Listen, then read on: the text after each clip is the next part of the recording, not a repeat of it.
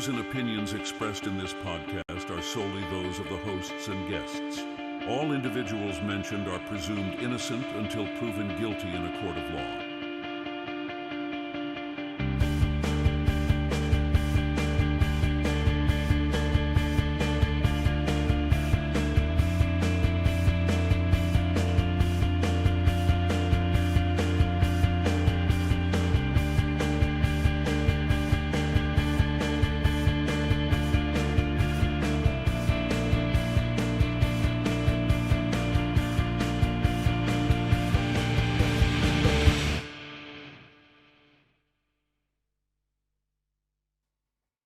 Today in Boston, a jury has finally found Brian Walshe guilty of first-degree murder in the killing of his beautiful wife, Anna Walshe. Let's take a listen, guys.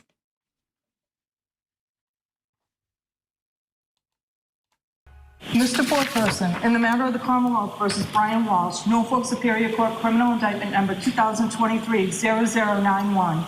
As to count one, wherein the defendant Brian Walshe is charged with murder in the first degree, what say the jury? Is the defendant guilty or not guilty? Guilty. Guilty of what, sir? Murder in the first degree. Murder in the first degree. So say you, Mr. Foreperson. I do. So there it is, guys. Guilty. Finally, guilty. I have a tendency to really these kind of cases about like Anna Walshe and Brian Walshe. I didn't really cover this case that much, but make no mistake, I was following it. I was totally following it, and I kept wanting to go on in between the Adelson Markell case and some of the other ones I do, and I was just kind of waiting because honestly, this one did not sit right with me, and I struggled so much, not with his guilt because he's guilty of sin, and I'm so thankful that he was found guilty. But it just was hard for me to just jump into this case. It just was. But I feel like now that I can say everything I want to say about it, and we can go through some of the things together. Anna, she, 39 years old, real estate executive and mother of three, disappeared from the couple's Massachusetts home following a New Year's Eve celebration in January. And her body had never been located, still.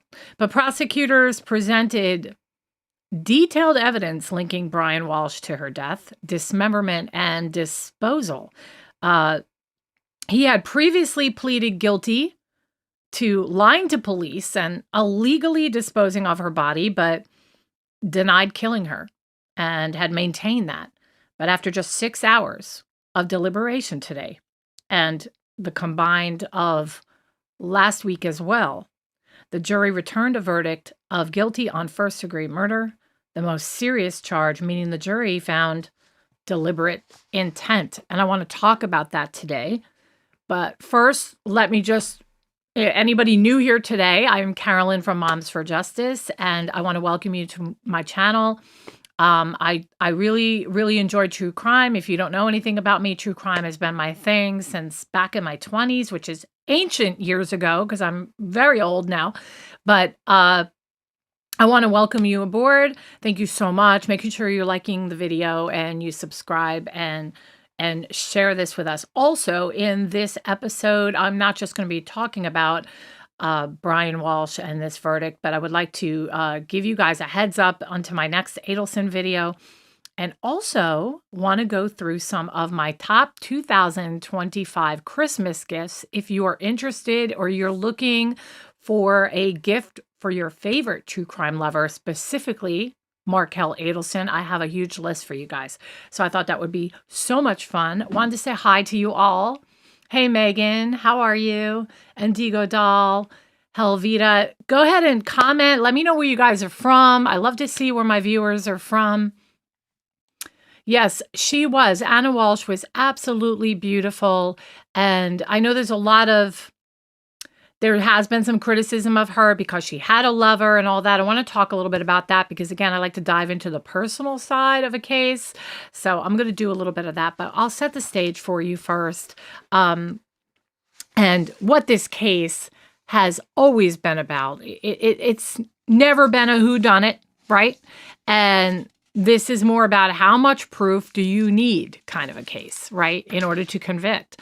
And it's tricky, you know, because a lot of it's circumstantial, but so damning, so damning. So from the beginning, prosecutors told jurors, you don't need a body when the evidence tells a complete story. And that's exactly how today's verdict has landed, thankfully, right? I was so worried. Was anybody here worried about how this was going to turn out? Because I heard some like trolls talking about they thought he might get off. And I was like, I don't know if he's going to get off, but if he does, you know, and here's the other thing. Whenever there's a case just before it where somebody, you know, got a verdict, like in the Karen Reed, that was very controversial. Sometimes a case that follows it, they'll go the opposite direction than you think. For example, O.J. Simpson, right? Just before O.J. Simpson's case was the Menendez brothers case. And people did not like that they got off, right? And that they eventually had that retrial and then was convicted. So when OJ came around, there was like this huge hoopla about what is the right thing to do here in these kind of cases. And OJ got off, as we all know. Plus, there was the Rodney King beatings. That didn't help it. You know, and so Massachusetts has gotten a beating in the last couple of years because of the Karen Reed case. So I was really, really worried about this one because she got off that, I don't know, and it didn't fly well with the public, with a lot of people in the public, that maybe this guy was going to get off as not having enough evidence. So there's that. Anyway, I'll just go back a little bit because it is totally fascinating. New Year's Eve in 2022 to 2023, Brian and Anna, they spent the evening at home. They put their 3 children to bed. And by the morning, she was gone. Just completely gone. And Brian tells police that she left early for a work emergency in Washington, D.C., and that story pretty much collapses very quickly. There were no flight records, no ride share, no confirmation from her employer.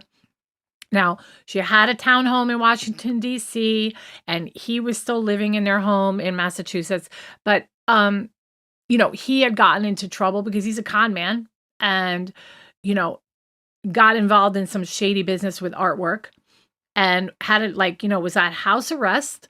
And, you know, I think there's some evidence that says that, oh, she wanted things to work out with him. But no, I don't think so. I think she was on her way out and she bought this townhome in Washington, D.C. to carefully, skillfully move away from him, get her kids eventually with her. And we all know that it's, you know, the evidence supports that because she had a lover, right? So she has a lover. So clearly she did not want to stay with Brian. So there's that. But anyway, investigators do dig into this and they realize that Anna never left. She never left her house and never made it out. So eventually what turns to suspicion becomes a murder case, and police don't find Anna, but they find like all these patterns and all this horrible evidence, and Brian's movements don't line up with his statements, and there's footage, right, from all these stores, places of him running errands, and it just doesn't match his story. So then comes, though, digital evidence, the kind juries understand instantly. His devices, prosecutors reveal lots of searches. These searches are so bad: dismembering of a body, how to dispose of remains, how long does DNA last, how to clean up blood. I mean, it's just awful. But these searches, though they're not theoretical, they were timed directly after Anna vanishes, okay? And that's when this case stops being circumstantial to me, even though a lot of people still consider it a circumstantial case. But it just, at that point, becomes overwhelming to the point where, like, I can't imagine a jury sitting there and ever coming back with a not guilty on this one. Let me take a sip. I'm holding this forever. So yeah, physical evidence without a body, even without her remains, investigators find pieces of her life and death, like literally discarded, items belonging to Anna. show up in dumpsters. Cleaning materials are recovered. Blood evidence is documented. And Brian himself eventually pleads guilty to misleading police and improper disposal of her body. Improper is like, that's pretty lighthearted way of saying it. I mean, you basically desecrated a body. It's horrible. And, he gives up these admissions that matter because there was no other way for him to get around that. He knew, and his attorneys knew, that they were going to come forward with all this evidence that they found. So he had to basically plead guilty to that. So his strategy was interesting, but here's why it failed. They tried one simple explanation, that she just died unexpectedly and Brian panics, and everything after that was just, a terrible mistake on his part, but not murder, right? Not murder. So, okay, no medical proof, no witnesses, no alternative explanation that matches evidence. But notably, the defense presents no witnesses of their own. Not at all. Just, got nothing on our side to show you guys, which was a shock. I mean, I thought he'd have something, to come forward with. But jurors were left with one version of events, basically. And that version ended up making sense to them, apparently. So, not manslaughter and not an accident. That's what this verdict is basically telling us. It's screaming to us that that's what they saw, that it was not anything being an accident. It was not manslaughter. First-degree murder means a jury found intent. Today, they found deliberation, and they found a purposeful act on his part. So 6 hours is not that long. I think that's pretty short. I think people were worried it wasn't back quicker, right? I mean, this guy is like the epitome of a boogeyman, like the worst nightmare of a husband we women could ever imagine. This guy is creepy. And I don't know how true it is. I heard something out there that she still kind of wanted it to work out. And ever since he had this house arrest and he got himself into trouble, he never wanted to physically touch her or make love to her or anything like that, but I'm sorry. I look at this guy and I'm like, no, that's okay. Roll over. I don't need you to touch me at all, ever again. Like, I don't get it. And then I see her and I'm like, really? There, it had to be for the kids. It had to be, because in the beginning, actually he wasn't that bad looking in the beginning. He was okay. In the beginning, I think she genuinely was madly in love with him. And I think they had their kids, and, the real Brian came out. The real Brian started to come out, and she was finding that he was a psycho, an absolute psycho who's full of himself, and, really wasn't an honest, straight up person. He was not somebody who, would do right by anybody. And he probably was never like that. And she was just fooled for so long, and sometimes, I don't know, ladies, there are a lot of women out there that really don't know who they're married to. And I mean that in a gentle, respectful way. They get, completely mesmerized, and they think the best of their spouse. And, and then there's that man that is like behind closed doors, whatever. Like the BTK guy, or, that's Dennis Rader, right? Some of these guys that they're trolling at night looking for prostitutes or worse, kids. And then they come home to their sweet wives and act like they're husband of the year.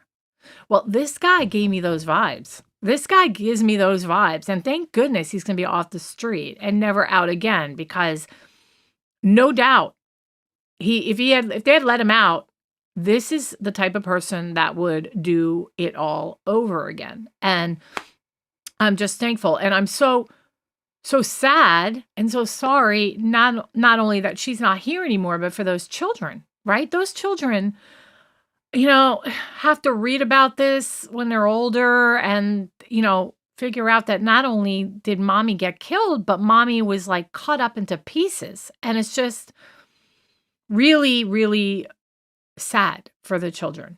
It really is. So, anyway, one thing I want to do that I never did with this case, because I've not covered this case too often, is I wanted to play her lover's testimony. So I'm going to do some of that here, and we're going to do some commentary over it. And then we're going to talk a little bit about my next video with the Adelsons and a little bit about the upcoming Christmas season. I've got some awesome gift ideas for you, all you true crime fans. And I think that would be so much fun to do. And yeah, let's do that first. Okay, so I'm going to play this video and we're going to watch it together. Could you please state your name and spell your last name for the record? Yes, my name is William Fastow, Fastow. Thank you. And what do you do for a living, sir? I'm a real estate broker. And where do you do that? In Washington, D.C. And is that where you live as well? It is. And how long have you been a real estate broker? Just about 20 years. Always in the D.C. area? No, actually up here in Boston for a few years, and then a hiatus, and then back in D.C. And were you familiar with Anna Walsh and Brian Walsh? Yes. And how did you meet the Walshes? Anna Walsh was referred to me by a mutual friend, Jem Mutlow. They were looking for a home in the D.C. area, and I assisted them in purchasing a townhome in Chevy Chase, D.C. And did you know Anna or Brian Walsh before that? I did not. And where was that property located generally? It was on 43rd Street in Northwest D.C. And you said it was a townhome? That's correct. Can you just describe that townhome? So it was a semi-attached townhome. One side of it faced on 43rd Street. It had a staircase that led up to a parlor level. It was 4 floors and had a 2-car garage underneath. And who bought the home? Anna Walsh. And was the deed in her name? I believe so. And when did Anna close on that property? March of 2022. And did you meet Anna in person? Yes. And when did you first meet Anna in person? I think a couple months before that, she had come up to Washington once or twice to look at properties. And did Brian Walsh come with her? He did not. Had you ever met Brian Walsh in person? No, I have not. Did you ever speak with Brian Walsh? Yes, we had at least one, if not a few, teleconference calls to discuss the property. So after you sold the townhome to Anna Walsh, did you have further contact with her? I did. And when was your initial contact with her after you sold her the home? Immediately. And what was your initial relationship? We quickly became close friends, then confidants, and before long we started an intimate relationship. Okay, so what do you guys think about the fact? Did it change your opinion of Anna when you found out that there was a lover involved? That's the first question I have for you all. I want you to comment below. Tell me, what do you think about the fact that she was having an affair? When you hear, no matter how gruesome a murder is, when you hear that the victim was involved in an affair, does that change your opinion? Obviously, nobody deserves to die because they're having an affair, but did it change your opinion of Anna in any way? Did you feel that she genuinely was in love with this man? Do you feel that she was just somebody who slept around behind her husband's back and she lost all credibility with you? Tell me what you guys think. I'm very, very interested in that because I do think that there are cases or scenarios where people are married and they feel backed against a wall because maybe they realize that they're married to somebody that is this horrific and this psychotic, and they're trying to get out of it. And she did live in another state. And if in her mind, she had already, framed her mind to leave him, do you think it would have been okay for her to begin a new life, even though she hadn't officially gotten out of it yet or figured out how she could get away from the relationship? That's what I want to know. I will continue playing some more. And what do you mean by confidants? We would share conversations about our lives, what we were going through, personal troubles, those sorts of things. And you said that your relationship became more, that Yes. it became intimate. It did. And when did that happen? Shortly after she moved to Massachusetts, within a few weeks. Massachusetts? Sorry, excuse me, Washington, D.C., from Massachusetts to Washington, D.C. And what was your marital status at that time? I was separated. And do you have children, sir? I do. Tell me about the types of things that you and Anna did in the course of your relationship. We would go out to dinner, go to bars. She would accompany me to functions. I have a boat in Annapolis. She would come sailing with me. We did a couple of fitness dates together, see movies, those sorts of things. You said movies? Yes. And you said fitness dates. What do you mean by fitness dates? Anna was very active physically. Being in shape was very important to her. I hosted a outdoor yoga event, and she had attended on multiple occasions. When you say Anna was very active, what do you mean by that?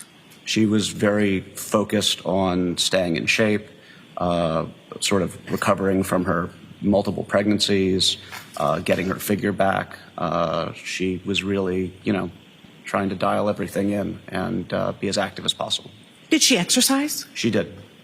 Did you see her exercise? Yes. What kind of exercise did she do? She had a home gym that she worked out in. I believe there was a treadmill and some weights and a small weight bench there, and then the yoga classes we discussed. I also think she may have taken a couple Pilates or other yoga classes on her own. Okay, so I do see people are responding about thinking that, and I had heard this as well, that she had mentioned things about wanting to make her husband jealous because he was not the jealous type, and she didn't feel like he was giving her the attention that she deserves. So it begs to, wonder if the whole boyfriend thing on the side, combined with the working out and wanting to look good, was really, truly her way of trying to make Brian Walshe jealous, which kind of goes against the theory that she really didn't want to be with him anymore. I mean, at what point did she really want to make him jealous and keep him? And did that flip and change, if at all, to wanting to get out of the relationship? And I think that's the big confusion here with this relationship, is that did she truly want to get out or not? That I haven't heard enough information about it. Like, nobody's come forward really to say anything to clarify this thing. But affairs, they can be extremely difficult when they're thrown into the mix and there's, a person that is dead and they're not here anymore. It makes me think about Betty Broderick. You guys remember Betty Broderick? Well, he was having an affair on her with Linda Kolkina, Dan Broderick. And, that was such an injustice. And I felt terrible for Betty Broderick that he was cheating on her with his secretary and basically trading in Betty for a younger version. Now, that's not the case here, but it's still, I think each crime or crime story, would give me a different opinion about an affair, because affairs are wrong. You shouldn't engage in an affair behind your husband's back ever. It's wrong, no doubt about that. But for some reason, when I look at this case and I listen to this guy talk, I'm like, wow, I think she was also using him as a confidant as well. Not using him, but like, I think she generally needed help and she was falling in love and she, found this person that she could confide in. It was going through a very similar situation. He was married once and now was in a difficult situation being separated from his wife. And they find this common ground. And along the way, they fell in love. Now, I'll actually divulge something very personal about my life. I got out of a very toxic relationship back when I was like 22 years old. And actually, maybe I was older. Might have been like 26 or something. But okay, I was in a toxic relationship and the guy was like literally stalking me. It was horrible. He was like trying to kill me. He was following me around everywhere.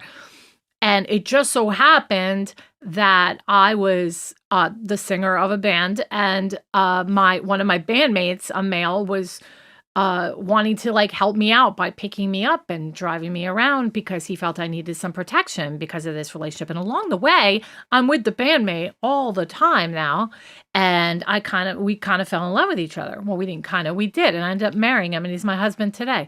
But I kind of excused what I did there because, this guy was a psycho that was following me and like, not that he didn't deserve me to be faithful, but I mean, in a way, it's way different when somebody is that evil towards you. And then you've got another relationship where the person's not doing anything wrong and you're just cheating on them left and right. So that's the way I look at Anna Walshe. I think that she was seeing that he was completely psychotic and she didn't know how to get out of this relationship. And she moved to Washington, D.C. to set up shop to eventually try to get her kids back. And she needed someone to lean on. She needed a friend. And this man came into her life who happened to have a similar circumstance.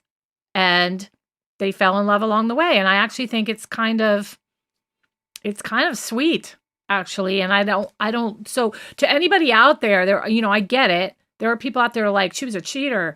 Well, I don't know. I think she kind of deserves a pass on this one. So I just wanted to say that. Please comment. Let me know if you agree with that. If you don't, that's fine too. I am open to all opinions on this channel. I do not delete people or zap people because they don't agree with anything I say. So please go ahead and type away. The only thing I ask of people is that they're respectful to one another. And, I hate cursing. If you drop a curse, I don't care. But I mean, if you're cursing left and right and stuff like that, it kind of drives me nuts. But go ahead and comment below and tell me what you think about that. All right, let's play a little bit more. So how often would you see Anna Walshe in the course of your relationship? Typically 2 to 3 times a week. And would you see each other on the weekends? Yes, when she was in Washington. And how often would you and Anna communicate once your relationship became intimate? Pretty much daily. And how would you and Anna communicate with each other? Phone calls, text messages, and a private messenger through Instagram.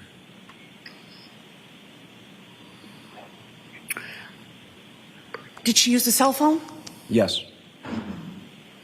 And how many cell phones did you contact her on? 1. Did you know her to use more than one cell phone?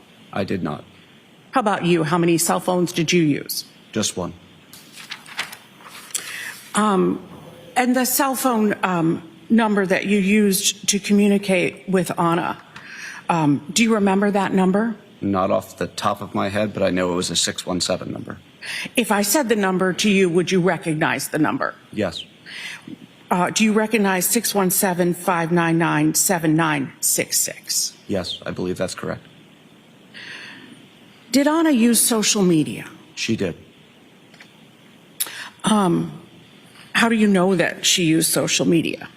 She was a frequent Instagram poster. And when you say frequent, what was her practice or custom with social media?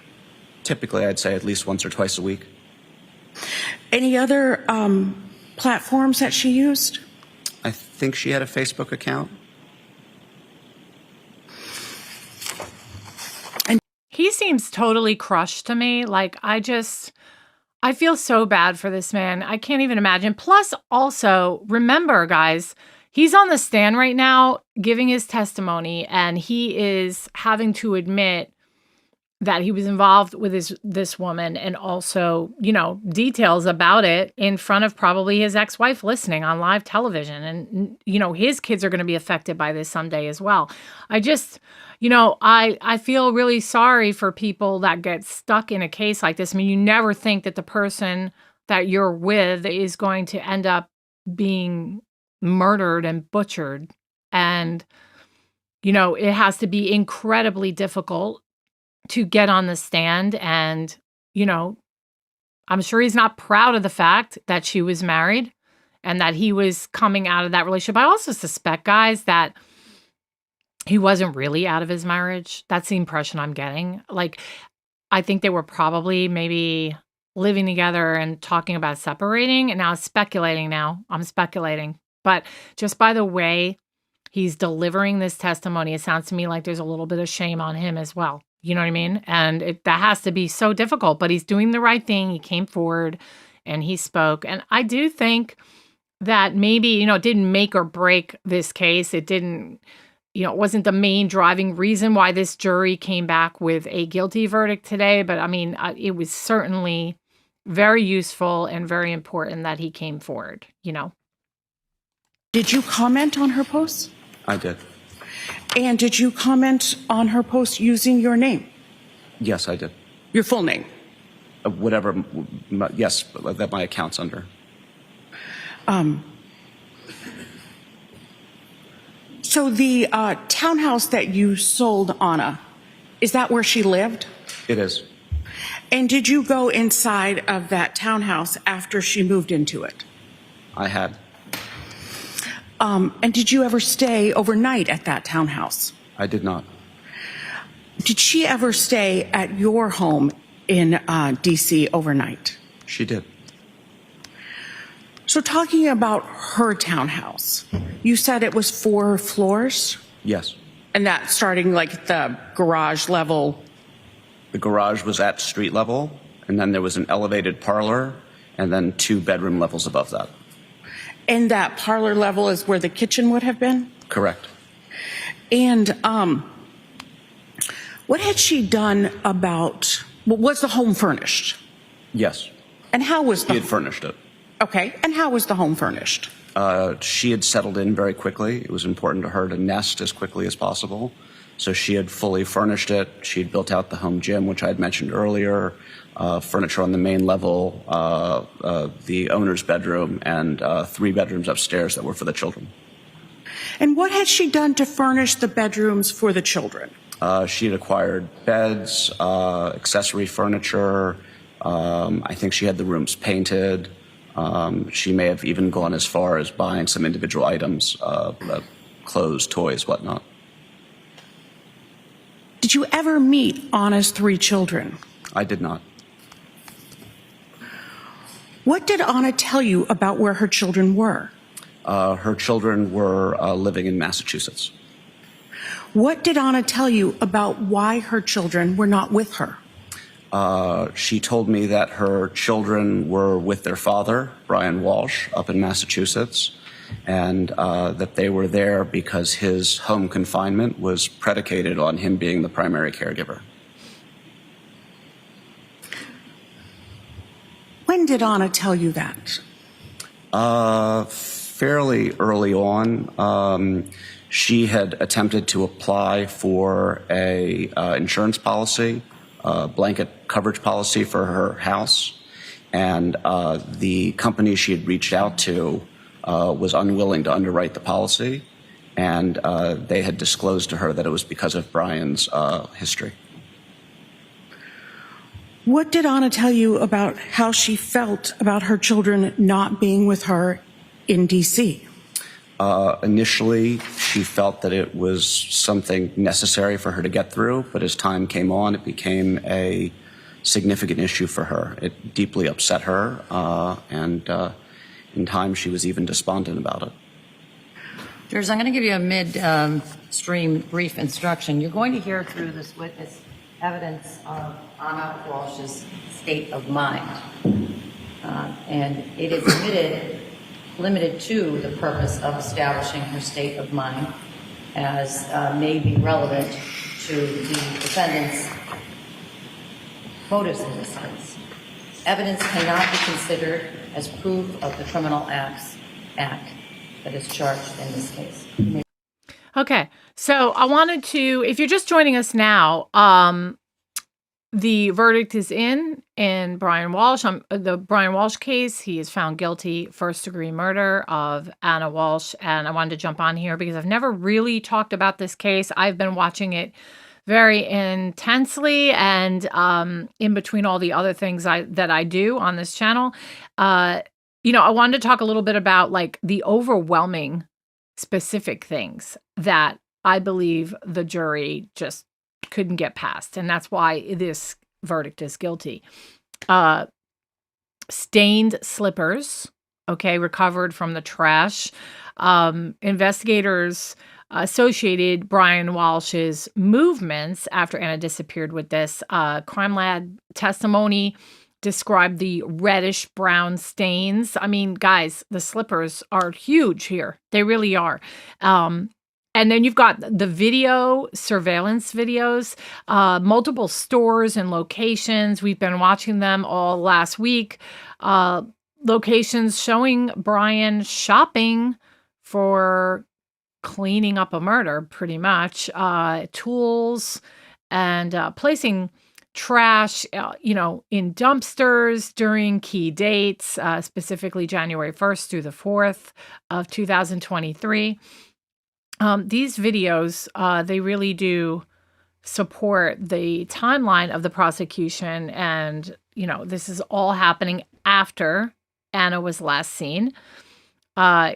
He's seen buying the items on video, consistent with cleanup and body disposal, and visiting dumpsters later, to try and recover evidence. How about a hacksaw, right? Hacksaw recovered from the trash. I mean, guys, what the hacksaw is, here's the biggest thing for me. If it was really an accident, like you wake up one day and, let's say, your spouse has a heart attack and they die of a natural cause or from some sort of, catastrophic event, medical event, and you roll over and your spouse is not awake, they're dead. I mean, if you love that person and there's nothing sinister involved, you don't go and get a hacksaw and chop up your spouse because, I don't know what to do. I'm panicking. I'm just going to get rid of it. Really? Like, you don't do that to somebody you love. So just that in itself is enough for me to know that his defense of, I just panicked and I wasn't the one who killed her, is a bunch of BS. It's absolutely impossible in my eyes. So there's that. You don't go to the extent that he goes. And he doesn't even look like he's upset on these videos.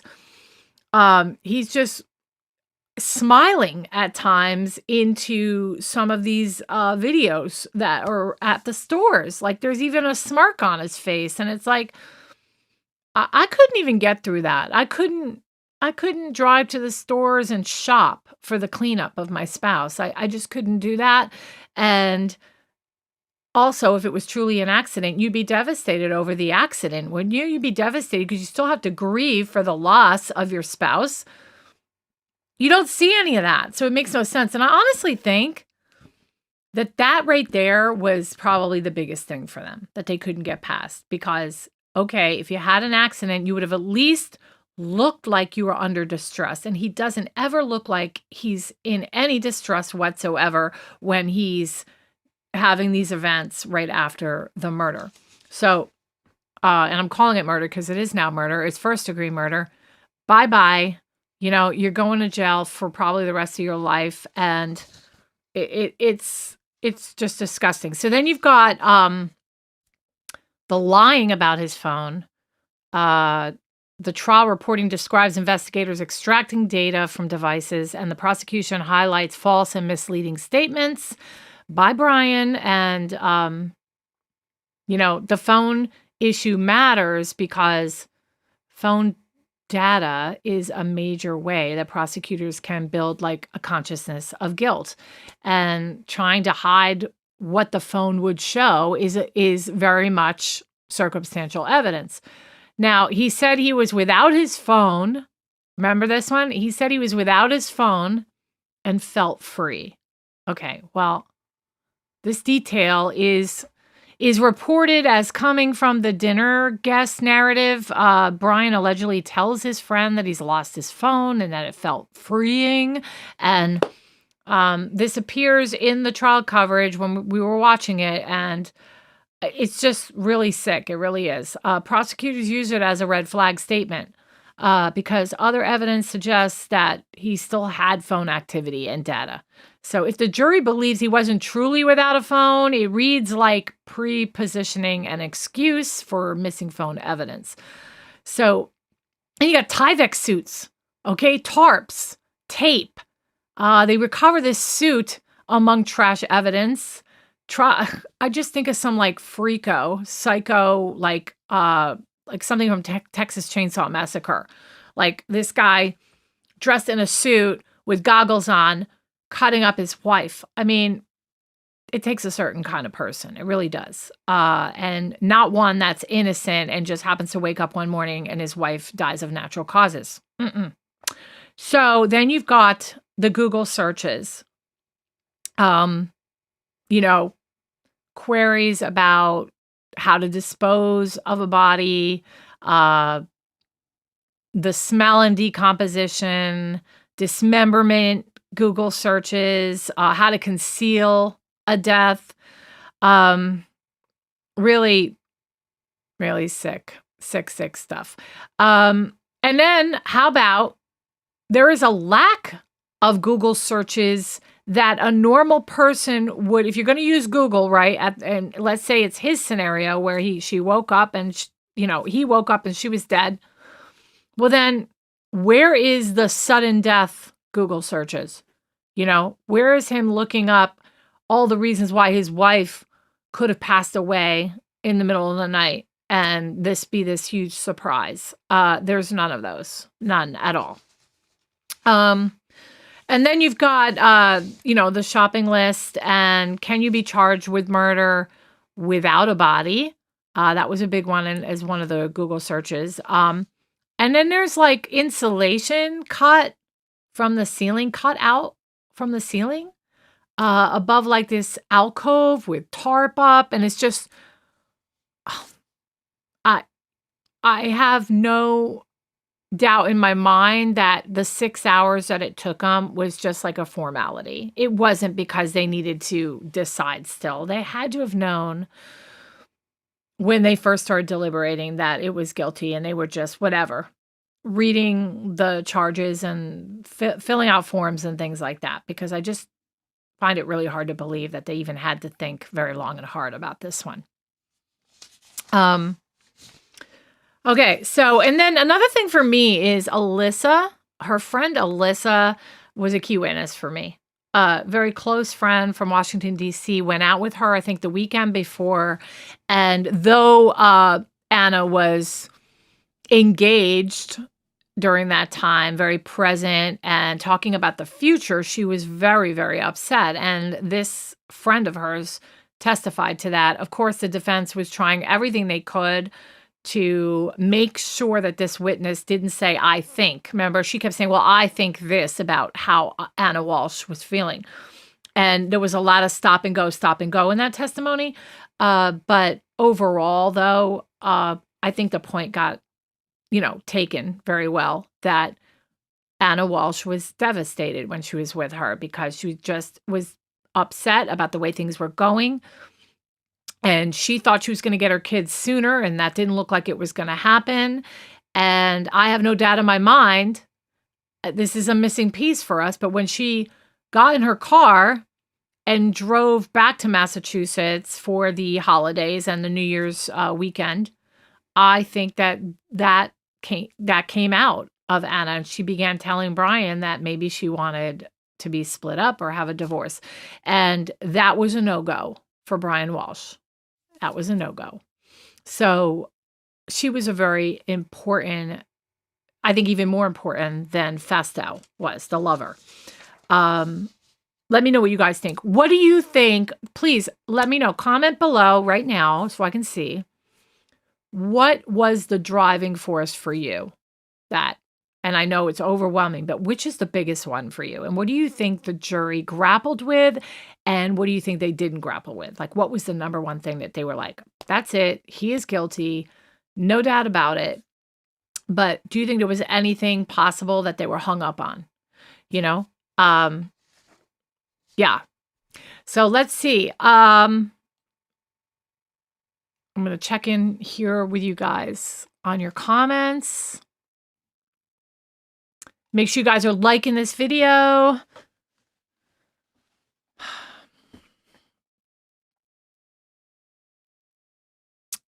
Oh, hello from Massachusetts. Hello, Scottsdale, Arizona, Texas Hill County.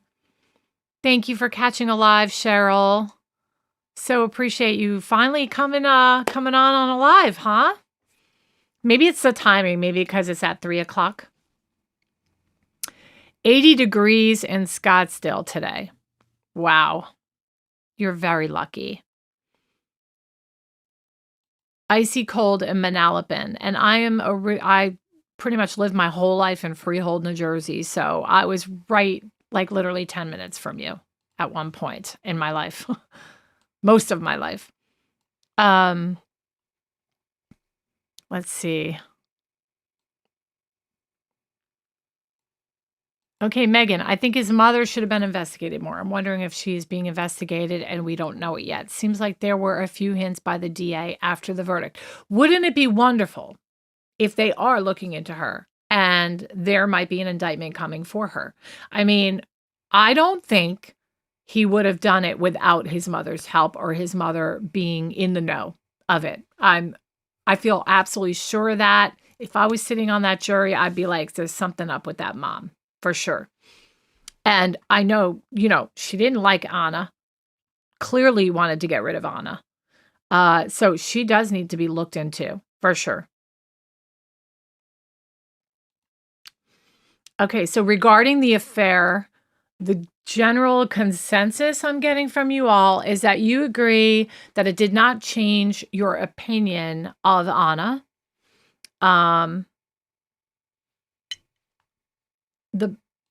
The Beth B's 00P says, did not change my opinion. Anna was being treated poorly by Walshe and any man who was truly nice and a fair Anna would be attracted to.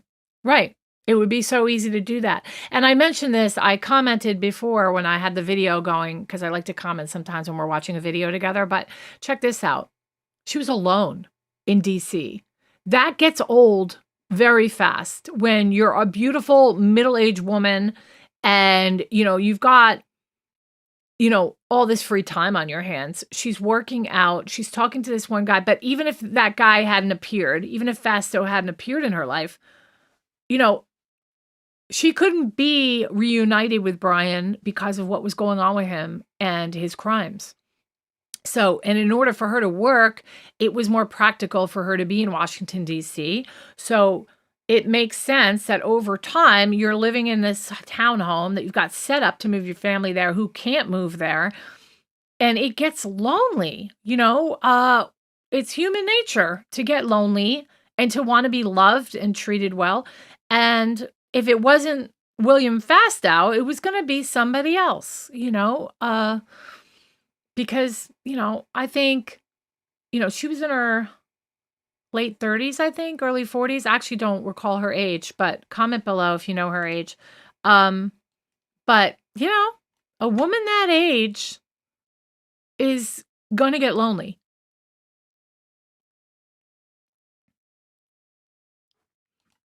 Yes, absolutely. Having an affair when you're married is wrong no matter what, but it gives no one the right to take your life. Absolutely. And I want to be clear about that, anybody out there that is like bashing on her about having an affair, it should be stated and emphasized that it does not mean somebody deserves to die. And I'm sure most people don't think that. However, what if you're married to a narcissist who's a psycho and you're afraid to get away from him? Just hypothetically, if that's really what she was thinking, maybe she was afraid, okay? And at that point, if it was me or my daughter, I would like her to have a man in her life that would protect her and be there for her. I don't know. Is there an exception to this rule when you find out you're married to some crazy lunatic? You know what I mean? Yes, you should try to get a divorce, but you might have to go through certain channels to do it the right way when you're dealing with somebody who's really scary, like Brian. So the affair, like I said, and somebody else said it too, that they gave her a pass on it because they feel that this is extenuating circumstances here.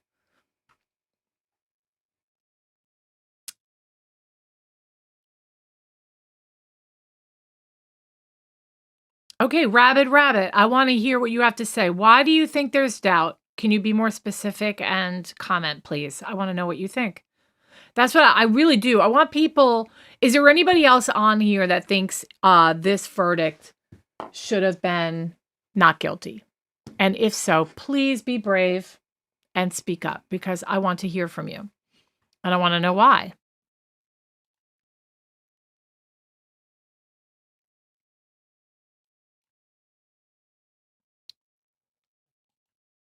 Hey, Brenda, you're right. We all get lonely, but a woman in her 30s or 40s has got, a sex drive that's usually amped up and the hormones are still going, and it's way different than a 60-year-old. That's more of an emotional need, while I think when you're in your 30s or 40s, it's an emotional and physical need more. So I just want to say that I really do think there's a difference in what your physical needs are when you're 30s or 40s than when you're like 60s or 70s. So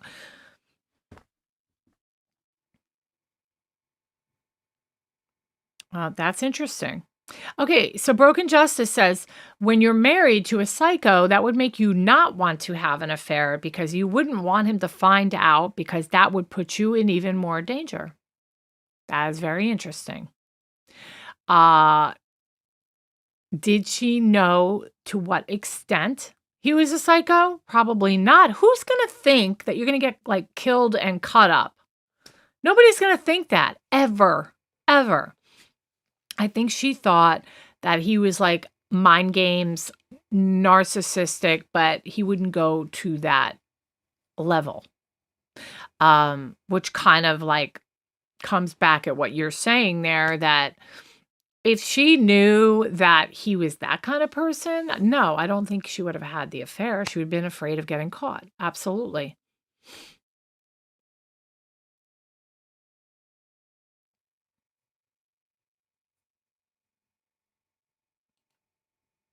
So you think Diana killed her and Brian tried to cover it up? Is that what you're saying? I'm curious. I think there's a group of people going around that because of the mom, people are saying that we don't know the whole story because they think the mom is involved in some way.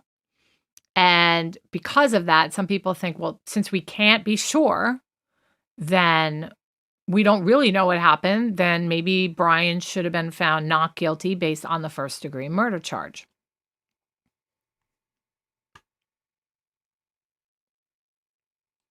I understand you shouldn't get murdered because you cheated on, but I think she would be alive today if she didn't cheat.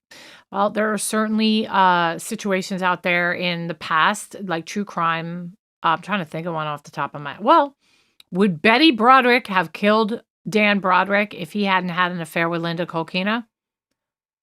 No, she wouldn't have. So, to your point, the cheating definitely probably played a role. He clearly knew about it. He knew about it in advance. That's been proven.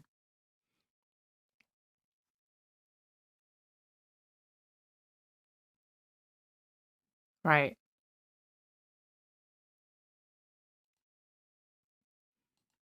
William Fasto was lucky he did not get killed as well. Yeah, and you know what? He looks he's very uncomfortable on the stand. He looked like kind of shell-shocked, to be honest with you.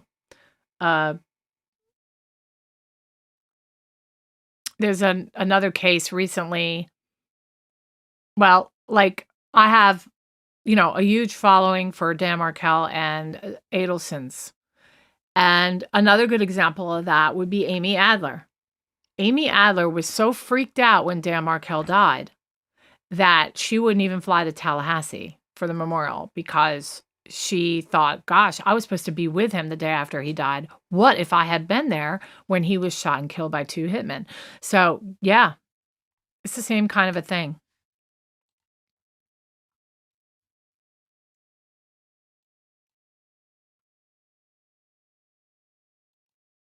Yeah. Interesting. Very, very interesting. And, but I'm just happy that he was found guilty because I don't think anybody has at least any doubts about his involvement. I think some people have doubts about if he did it because of his mom possibly being an option. But to me, they got it right today. The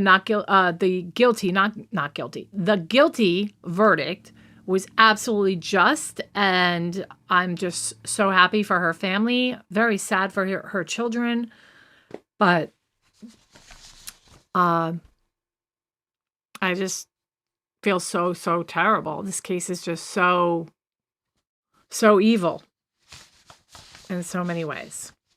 So next 2 things I want to talk about. I don't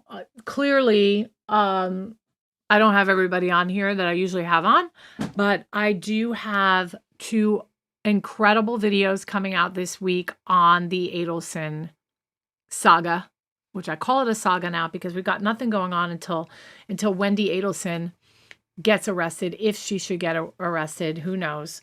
But I do have 2 videos coming your way, and I'm really, really proud of them. The first one is all on Sigfredo Garcia. I've never done a sole video on Sigfredo Garcia, and I have like a bombshell piece of information about him that I don't think anybody knows about. I really don't. I stumbled on it and I'm like, wow. And it's not going to be what the majority of the video is about, but it is a bombshell. It really is. And a lot of people are going to be very shocked when they see it. And then I am finally, after so much time, going to put out my video on Wendy and the Owl. So I'll be doing that very, very soon. And then I also want to talk to you guys about Christmas. Christmas is right around the corner. First of all, did everybody buy their gifts yet for Christmas? Because I have some amazing gift ideas for you. And if you are especially an Adelson case follower, you will appreciate some of these gifts, okay? Now, if you want to buy them or you're interested in getting them for your Adelson stalker, whatever, boyfriend, girlfriend, whoever you know that loves this case as much as I do, the items are all tagged in the description box below. And I'm trying to pull them up. Hold on. But they're in this description box for this video. And why on earth, hold on a second. Maybe you don't see them. I tagged them all, but maybe you don't see them until, do you guys see a bunch of items, products on the bottom? Let me know. Anyway, off the top of my head, what I've tagged is a Bullet Bourbon candle. It smells like Bullet Bourbon. So if you are interested, get it through this description box. You click on it through my channel and it'll help support Moms for Justice. But I picked these things out specifically for Adelson fans. So I know on there is a Bullet Bourbon soy candle and it smells exactly like Bullet Bourbon. You also got Charlie, the vintage Charlie perfume for Charlie Adelson. You can get that. And then you also got, hold up. Yeah, maybe when the video's over is when you guys will see the products. That might be the case, which is crazy because I truly thought that they would pop up. It was my first time actually tagging them in addition to the Moms for Justice merch that I have on there. You should see my merch. It's all Moms for Justice, and that's another option. The mugs, I have my Moms for Justice mug here. I got hoodies, t-shirts, water bottles for Moms for Justice, so that's on there as well. Okay. Other items. There's a TV on there for the broken TV. There is a Geek Squad t-shirt. There is a Wendy's fast food t-shirt to commemorate the drive to the Leon County Jail where they stopped for Wendy's for Charlie Adelson. And there is so much more. So make sure you guys are checking out the products after the video ends. And if you're interested in any of them, just click on them right through the description. And those are just some ideas for Christmas. So anyway, I think that pretty much wraps up today's video on Brian Walshe and a few other things we had done. But I want to thank you guys so much for hanging out with me on a late afternoon. I so appreciate it. Are you going to get the TV? Yeah, right. Well, the TV's expensive. But if you're looking to get a TV for Christmas, it's a Samsung. It's a flat screen. And are you guys seeing it? Are you guys seeing the links on the description below? I did put them all up there. So I guess when the video's over, but there's so much more than just that. Make sure you click on it all because there's some really cool stuff on there. And I'm just forgetting what they are. And I thought I was going to be able to pull them up, but I can't because I tagged them and I guess it doesn't come up until the video is over. But yeah. So anyway, I love you guys very much. And I'll be having my Sigfredo Garcia video out very, very quickly. It might even be out by tomorrow. So I truly, truly appreciate everything you guys have done for Moms for Justice. Make sure you like, share, and subscribe to the channel. And I will see you next time, guys. The views and opinions expressed in this podcast are solely those of the hosts and guests. All individuals mentioned are presumed innocent until proven guilty in a court of law.